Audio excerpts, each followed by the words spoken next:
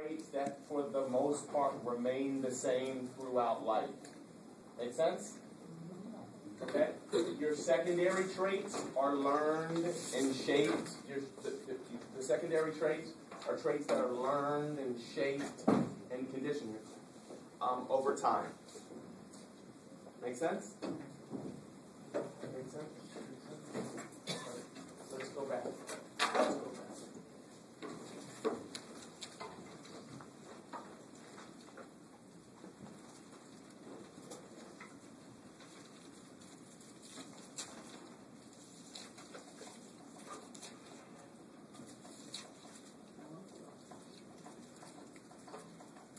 Remember the defense mechanisms, right?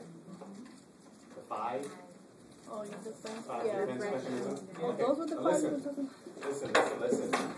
Do not get confused between the five major defense mechanisms and the big five personality characteristics. These are the five major defense mechanisms that the book covers. Repression, projection, displacement, regression, and denial. Repress, remember press, we don't want it to come to the surface, so we press down. Projection, we've gone over that many a times. You guys should be very clear as to what projection is. I'm dealing with an issue either consciously or subconsciously, and I'm not comfortable with it, and so I project it onto you. Projector screen. The image is here. With the projector screen and putting it over there. Right? As human beings, we do that. It's an ego defense mechanism. Ego is our reality center. And when we have a difficult time with facing reality, then we make it your problem and not my problem. You guys get that? Good. All right. Displacement, easy. The root word in displacement is place. This means not. To displace something means to put it on the wrong or in the wrong place, to put it not in the right place. Displaced, that's also referred to as kicking the dog syndrome. Make sense? You a little hot back there, Daphne? If you want to open the window, you can. You guys, just a little bit though. We don't want to freak out. Regression. What does regression mean? Yes, good. It's reverting back, going back to a previous phase.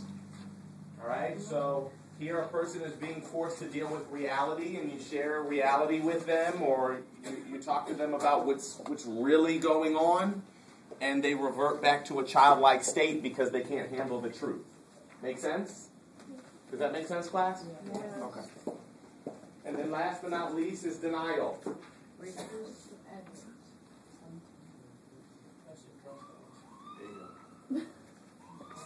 Honey, do you need to talk to somebody about your alcohol? I don't drink. I'm not a drunk, but I don't drink. You don't drink. Bar downstairs in the basement. Okay, that's when a person refuses to admit something that is unpleasant. Listen, reality is too tough, so they deny. All right? But listen, here's one that I was thinking about over the past couple of days that the book really didn't highlight. So just kind of keep it in mind. But I think it should have been like the Super 6. I think there should have been a 6th one here. This one. Thank you. I think the 6th one, I think there's a 6th one here that should have been included. Anybody know what it may be? Anybody? How about this one? Deflection. You guys ever heard of deflection before? Anybody know what deflection is? I think we deflect more than we project. Nobody knows what deflection is? Does anybody have a ball or something? Empty bottle? Okay. Deflect. Pretend like, Myra, pretend like you're throwing a ball to me. All right? I want you guys to visualize. Go ahead. Okay. She's throwing a ball to me, and I don't catch it. I don't consume it. I don't absorb it. I don't deal with it. I deflect it back at her. Kind of, sort of. But a good example of that figuratively would be Myra saying to me,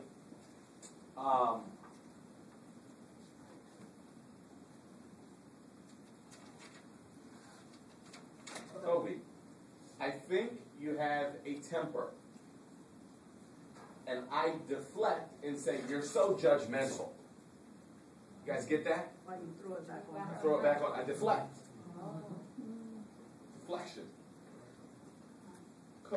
Kobe, you're always late. You were supposed to pick me up at 3. You're always complaining. We do that all the time. Yeah. We do that all the time. The truth of the matter is, she's correct. I'm always late.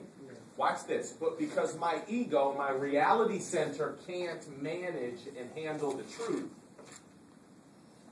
I then come back at her. I deflect her statement or her criticism, her constructive criticism back at her. Watch. So I never catch the ball. I never catch the statement. I never understand or absorb the statement. I go back at her. Make sense, you all? And so watch. Oftentimes, when we're in fights or arguments with our significant others or husbands or best friends or what have you, we don't ever get anywhere in the argument because it's just constant deflection. You're judgmental, or you're prideful, or everybody just throwing bombs at one another. Just deflection. Nobody's really saying, well, hold up for a second. Am I really arrogant? Does she have a point? Does she have a point? Am I always late? But listen. Here's what's deep. You can always tell people who have a big kid or a large id or an id operating out of control when they navigate up and down the continuum of ego defense mechanisms. Watch.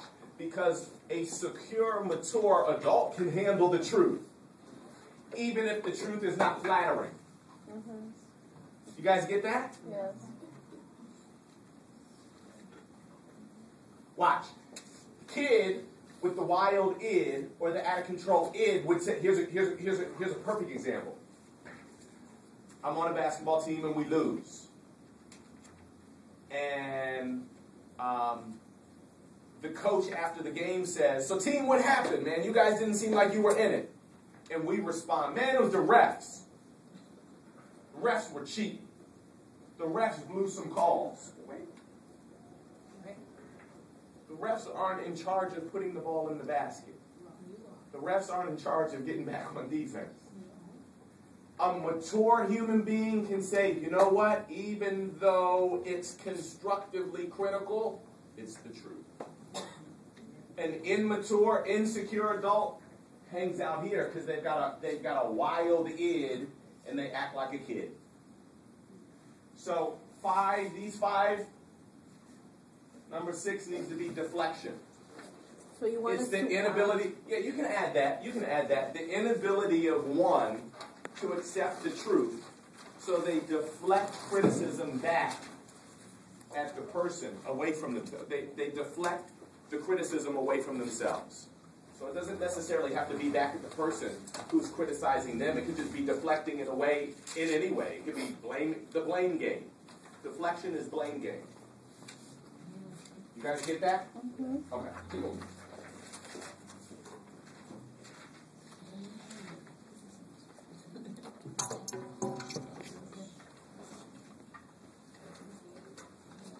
You guys want me to turn on the lights, or are you good? No, we're good. Can you all read the PowerPoints up here? Myra, can you read? No? No?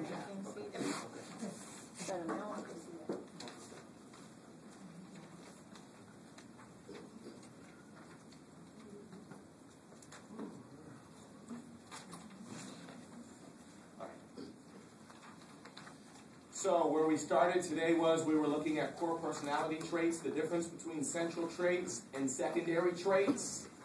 Central traits are traits that are established and continue throughout a lifespan. They're the core traits that we have at our early ages that we come into the world with and we leave the world with. Okay? And generally speaking, the social scientists say we have somewhere between 5 and 10. All right? So how about this true-false question? Social scientists, when evaluating core personality traits, say that most of the time we have 12 to 16 core personality traits. True or false? 5 to 10, not 16 to 20. All right? And then true-false question number 2. Secondary traits are different from central traits in that the secondary traits are not changeable throughout one's lifespan. Because that separates, that differentiates itself from a central trait. A central trait is you have it, you're always going to have it, you're going to the grave with it. I'm analytical, I'm going to be analytical till I go to the grave.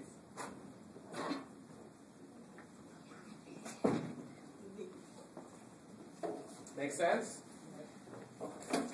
Now, over time, I can become more patient. I can become more gracious. I can become more understanding. I can become more compassionate. So the Kobe at 20 may be different than the Kobe at 29. And the Kobe at 29 may be different than the Kobe at 45 because I'm gaining and learning and absorbing secondary traits. But my core is my core. Okay? All right? Now we're back to the big 5. This is where we stopped. We were talking about me versus extroversion versus introversion. Remember? Oh, yeah. Okay? And we were talking about just because someone performs occupationally on a stage and they may appear to be charismatic and engaging, they really may be privately introverted, like Michael Jackson, like Prince, like Babyface, like Madonna. They're not party animals. They turn a party out, but they're not always in party mode. Make sense? That's a good word. That's not their persona. One's persona is their nature of being or the characteristics that one lives out. Okay? That's a good word. All right, so we have extroversion and introversion is the first big 5 characteristic continuum. Now, what's interesting is these psychologists know this. Sounds like it's a true-false question. Why do they call them the big 5? They call them the big 5 because in every culture, in South America, in North America, in Japan, in Asia, Africa, you name it, there seems to be a continuum or a polarism of personality traits that are universal across culture. So we can go to Bolivia and we can study, we can do a social psychology experiment, and the social psychologists have been able to identify the fact that there are these 5 major personality polarisms that distinguish between characteristics of personality traits, all right? So neuroticism and emotional stability. What does neurotic mean? I think we talked a little bit about it last week. How would you define or describe being neurotic? What's that?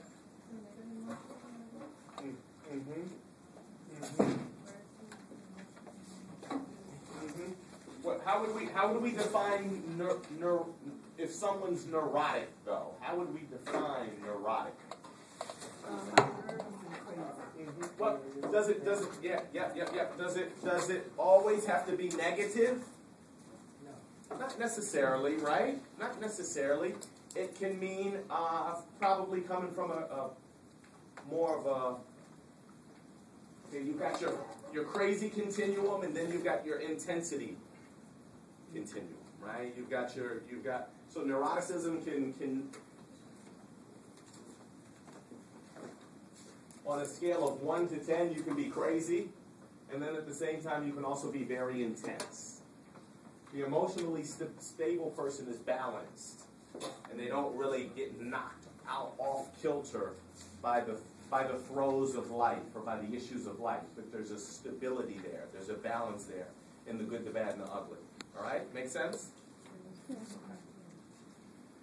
Number 3, agreeableness versus antagonism. Now listen. What I need for us to understand is don't look at this continuum or these polar opposites as being good or bad. They are just what they are. their personality traits. And what the social scientists have found regarding personality development is that persons all over the globe either are closer to the neurotic extreme or the emotional stability extreme. They're closer to being agreeable and compliant and ambassadorial and diplomatic, mediators, peaceful people, or they're more argumentative and antagonistic. Now listen, being antagonistic doesn't necessarily mean that it's a bad thing or you're a bad person. If you want to be a lawyer, if you want to go to law school, and if you want to fight in the judicial system, you need to be antagonistic. You need to be adversarial. You need to always be looking for the error and the mistake and the clause and the exception. But have we considered this? And maybe they missed that. And you didn't consider this. It's a fighting adversarial system. So for the agreeable person can find opportunity in the judicial system. They're just not going to be in the courtroom. They may be mediators. You all ever been to court? And before you go into court, a mediator will be assigned to you to work the problem out before you fight, cuss, and lose money. Yes. Right? Yes. So it's not about good or bad. It's about knowing where you are on the continuum. Make sense? Yes. And then your occupation based on how you were built, based on the nature and the nurture and how you were influenced and shaped and so on and so forth, there ought to be a match with your occupation. One of the reasons why we're so miserable and we have so many people going to happy hour for the 1 millionth time, Myra and Ish, is because they're operating in an occupation that they weren't built for. Make sense? Mm-hmm. Perfect. Somebody told them to go there. Mom told them to do that. Daddy did it. Granddaddy did it. So I'm going to do it. It's legacy. We have a family-owned business. So you're just kind of born into the family-owned business. And you don't have a choice. You just kind of have to, man the cleaners. Or man the laundromat. Or man the business. Or man, this is just what we do. It's Morgan Cleaners. And this is just what you're going to do. You don't really have a choice as to what your passions are and what your dreams are. You're just going to do what we've always done. And so at the end of the day, what this chapter is really good about, or good for, is that it forces us to look in the mirror and assess our strengths and our weaknesses, our makeup, who influenced us, to what degree were we influenced positively and negatively. This is good stuff. This is good stuff, man. You all paid for this. Take advantage of it. So agreeableness means more ambassadorial. You're an ambassador. You're a diplomat. You're a peacemaker. You're a mediator. Okay? For the most part, you're adverse to conflict. So this person typically would not be the person, driving around in a police car. Okay? The antagonistic person, the person committed to justice and confrontation, should be in a police car. Now, listen. Here's what we have to understand. It's not either or. It's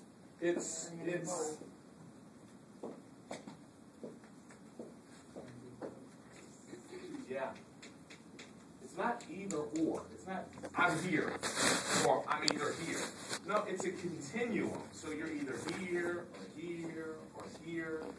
You got a little bit of both in you, right? Because somebody who's 100% antagonistic would be a social recluse, would be just, social, what's the term that we call that? Oh gosh, it just left me. Oh, it's going to come to me in a little bit. But it would be kind of like a sociopath, somebody that's unable to engage and develop relationships with other people because they're always in a fight mode. They're always in a combative mode.